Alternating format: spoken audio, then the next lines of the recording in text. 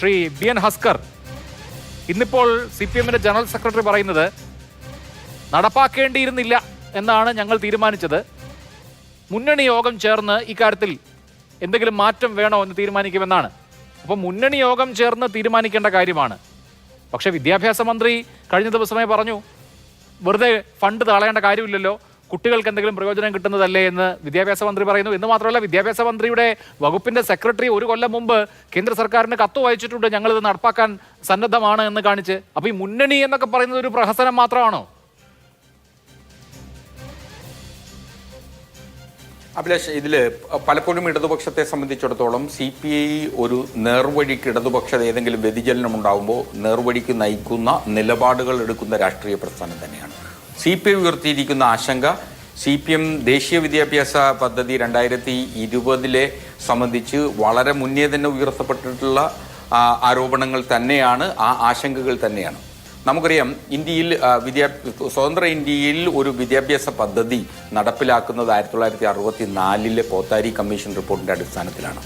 അപ്പോൾ കോത്താരി കമ്മീഷൻ റിപ്പോർട്ടിൻ്റെ അടിസ്ഥാനത്തിൽ 1964 നടപ്പിലാക്കി വന്ന വിദ്യാഭ്യാസ നയം 1986 92 പുതിയ 2 വിദ്യാഭ്യാസ നയങ്ങൾ കൂടി കൊണ്ടുവന്ന് ഇന്ത്യയിൽ നടപ്പിലാക്കിയിരുന്നു. നമുക്ക് ഇന്ന് വരെ പഠന സംവിധാനത്തിൽ ഉപയോഗിച്ച് വരുന്ന 10+2+3+2 എന്ന് പറയുന്ന സിസ്റ്റത്തിൽ നിന്ന് മാറി 5+3+3+4 എന്ന സിസ്റ്റത്തിലേക്ക് ഇന്ത്യയിലെ വിദ്യാഭ്യാസ രംഗം മാറ്റുക എന്ന ദുരുദ്ദേശത്തോടു കൂടിയും ഒട്ടും വീണ്ടും വിചാരമില്ലാതെ, അല്ലെങ്കിൽ അതിൻ്റെ സ്റ്റേക്ക് ഹോൾഡേഴ്സ് ആയിട്ടുള്ള അധ്യാപകരോ വിദ്യാർത്ഥികളും രക്ഷിതാക്കളും വിദ്യാഭ്യാസ വിചക്ഷണരുമായി ചർച്ചകൾ പോലും ഇല്ലാതെയായിരുന്നു 2020 വിദ്യാഭ്യാസ നയം കേന്ദ്ര സർക്കാർ നടപ്പിലാക്കിയത്.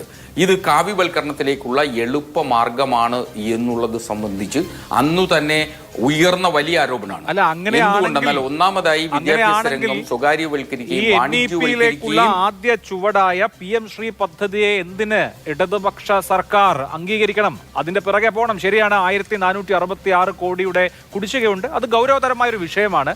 പക്ഷേ ഫണ്ടിന്റെ അടിസ്ഥാനത്തിൽ മാത്രമല്ലല്ലോ നിലപാടുകൾ സ്വീകരിക്കേണ്ടത്.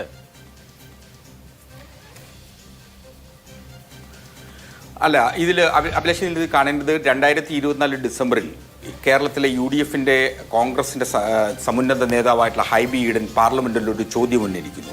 ആ ചോദ്യത്തിൽ തന്നെ 835 കോടി രൂപയുടെ കുടിശ്ശികയുണ്ടെന്നും അത് ജയന്ത് ചൗധരി എന്ന് പറയുന്ന വിദ്യാഭ്യാസ മന്ത്രി അപ്പോൾ അന്ന് പാർലമെന്റിൽ ഇത് സംബന്ധിച്ച് മറുപടി പറയുകയുണ്ടായി. 835 കോടി രൂപയുടെ കുടിശ്ശിക കേരളത്തിന് നൽകാനുണ്ട്, പക്ഷെ ഞങ്ങളത് നൽകില്ല.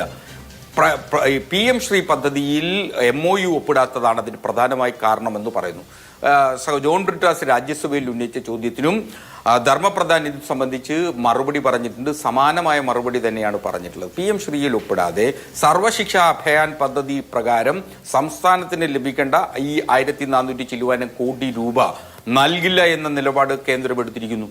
ആ നിലപാടിലൂടെ നമുക്ക് കേരളത്തിന് വന്നിരിക്കുന്ന വലിയ മാറ്റം എന്ന് പറയുന്നത്, നമുക്ക് അധ്യാപകർക്ക് ശമ്പളം കൊടുക്കാനാവുന്നില്ല, നമുക്ക് ഇതര രീതിയിൽ സ്കൂളുകളുടെ മോഡേണൈസേഷനുമായി ബന്ധപ്പെട്ടുള്ള പ്രവൃത്തികൾ ചെയ്യാനാവാത്ത തരത്തിൽ നമ്മുടെ കൈകൾ ബന്ധിക്കപ്പെട്ടിരിക്കുന്നു. ഈ വസ്തുത മുന്നിൽ നിൽക്കുമ്പോഴാണ് സ്വാഭാവികമായി PM ശ്രീയിൽ ഒപ്പിട്ട് കഴിഞ്ഞാൽ നമുക്ക് ലഭിക്കാൻ കഴിയുന്ന തുക ലഭിക്കും. നാഷണൽ എഡ്യൂക്കേഷൻ പോളിസിയുടെ 2020 ഞങ്ങൾ ഉന്നയിക്കുന്ന ആരോപണങ്ങൾ അല്ലെങ്കിൽ ഞങ്ങൾ ഉന്നയിക്കുന്ന ആശങ്കകൾ, ആ ആശങ്കകൾ ഒക്കെ തന്നെ മുന്നിൽ നിർത്തിക്കൊണ്ട് തന്നെയാണ്. ആ ആശങ്കകൾ കേരളത്തിലെ വിദ്യാഭ്യാസ നയവുമായി ഒരു തരത്തിലും കോൺഫ്ലിക്റ്റ് ഉണ്ടാവാത്ത തരത്തിൽ ചെയ്തു തീർക്കാനാവുമോ എന്ന ഒരു പരീക്ഷണം കൂടിയാണ് ഒരുപക്ഷെ വിദ്യാഭ്യാസ മന്ത്രി സഖാവ് ശിവൻകുട്ടിയുടേതായിട്ട് വന്നിട്ടുള്ള വാക്കുകളിൽ നാം മനസ്സിലാക്കേണ്ടത്. അതൊരു പരീക്ഷണമാണ്. ആ കോൺഫ്ലിക്റ്റ് എങ്ങനെ കടന്നു. കാരണം നമുക്ക് ഇപ്പോൾ മറ്റ് സംസ്ഥാനങ്ങളെ അപേക്ഷിച്ച് കേരളത്തെ സംബന്ധിച്ച് വിദ്യാഭ്യാസ മേഖലയിൽ പല പാരാമീറ്റേഴ്സും നമ്മൾ അച്ചീവ് ചെയ്ത് കഴിഞ്ഞിട്ടുള്ള ഒരു സാമൂഹിക വിദ്യാഭ്യാസ ക്രമമാണ് കേരളത്തിലുള്ളത്. അപ്പോൾ സ്വാഭാവികമായും ആ പാരാമീറ്റേഴ്സ് എല്ലാം അച്ചീവ് ചെയ്തത് കൊണ്ട് മറ്റ് പാരാമീറ്റേഴ്സ് മറ്റ് സംസ്ഥാനം, ഇപ്പോൾ UP ആണെങ്കിലോ പശ്ചിമ ബംഗാൾ ആണെങ്കിലോ അതല്ലെങ്കിൽ ബീഹാർ ആണെങ്കിലോ ഒറീസ ആണെങ്കിലോ അവർക്കൊക്കെ അച്ചീവ് ചെയ്യാൻ കഴിയാത്ത പാരാമീറ്റേഴ്സ് നമുക്ക് അച്ചീവ് ചെയ്യാൻ കഴിയുന്നുണ്ട്.